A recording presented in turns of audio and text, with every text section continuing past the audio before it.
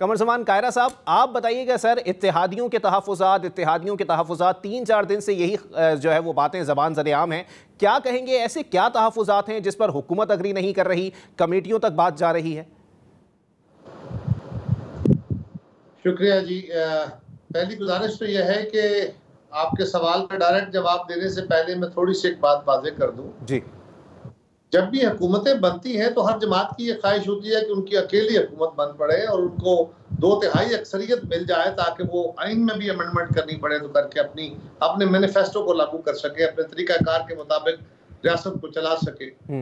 अगर ऐसा नहीं होता तो फिर अक्सरियत की हुकूमत बनती है, अक्सरियत नहीं मिलती तो फिर आप कोलिशन गवर्नमेंट्स बनाते हैं। बिल्कुल।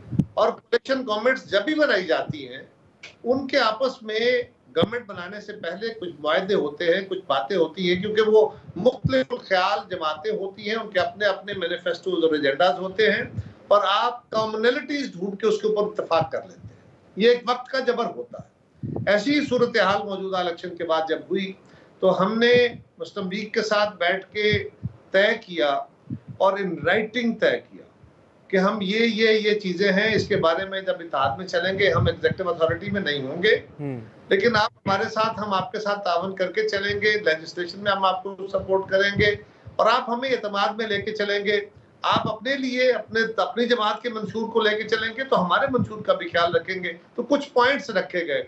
सही। इसी तरह पीएसडीपी के अंदर सिंध का ये एतराज था कि पीएसडीपी में सिंध को इग्नोर किया गया था पिछले दौर में और अब उनका ख्याल था कि हमें उसमें ज्यादा फंड मिलना चाहिए या हमारे प्रोजेक्ट ज्यादा आने चाहिए, तो उसके ऊपर रखा गया कि पीएसडीपी के ऊपर भी मशावरत होगी बराबर। सो हुआ ये अनफॉर्चुनेटली कि पंजाब के अंदर भी और मरकज के अंदर भी हमारी जो जमात थी, जमात की तरफ से मुस्लिम लीग को ये बात बताई गई कि जो चीजें हमारी तय हैं उसके ऊपर सही तरह अमल नहीं हो रहा। अब उसको ज्यादा बेहतर था कि उसको टाइमली उसके ऊपर एक्शन कर लिया जाता। अनफॉर्चुनेटली उसको वो उस तरह सीरियसली नहीं लिया गया या उसकी तरफ तवज्जो उतनी नहीं दी गई। भला आलम मैं किसी की नीयत पे शक नहीं करता, लेकिन अब जब हमारी पार्लिमानी पार्टी की मीटिंग होती है तो सारी पार्लिमानी पार्टी और पंजाब वाले और सिंध वाले और बाकी उन सब ने चेयरमैन साहब से कहा कि हमारे साथ तो बिल्कुल इग्नोरेंस हो गई, टोटल हम फारिग हुए इसमें, इस सारे प्रोसेस के अंदर। तो हमारे भी कंस्टिट्यूएंसीज हैं, हमारे भी डेवलपमेंट के प्रोजेक्ट्स हैं, हमारे भी बाकी इश्यूज हैं, उसका भी देखना है। कता कलामी माफ, लेकिन ये अभामी कैफियत जो पैदा हो चुकी है कि पीपल्स पार्टी साथ देगी या नहीं, बजट पास कराएगी या नहीं, ये अब भी वहीं सवालात खड़े हैं।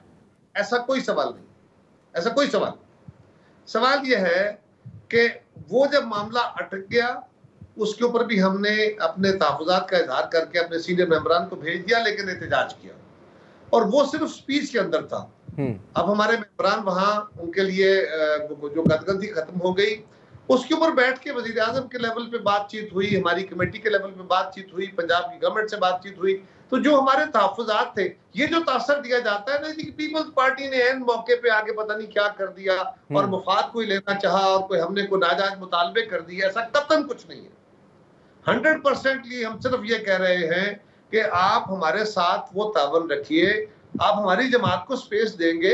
अगर आप सिंध में कुछ समझते हैं कि आपको चाहिए तो हम हाजिर हैं, आपके मेंबरान का भी हक है।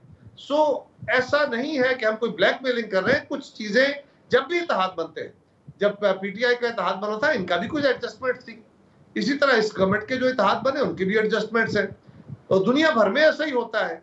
सो उस एडजस्टमेंट के ऊपर कोई तहफ़्फ़ुज़ात थे, अब वो एड्रेस हो गए हैं और कमेटियां बैठ के, मीटिंगें बैठ के, याद रखिए ये जो डेमोक्रेटिक प्रोसेस है, इसमें जब भी कंसल्टेटिव प्रोसेस, जब कभी इख्तलाफ आ जाते हैं तो इसी तरह मुशावरती अमल के जरिए मामले हल किए जाते हैं, अथॉरिटी के जरिए तो नहीं होते। और आखिरी बात यह है कि आइंदा के लिए ये ना होता तो बहुत अच्छा था, ऐसा ना होता और टाइमली चीजों को एड्रेस कर लिया जाता। लेकिन ऐसा क्यों हो रहा है, ये एक सवाल पैदा होता है कमर ज़मान कायरा साहब, लेकिन एक ब्रेक के लिए मुझे कहा जा रहा है।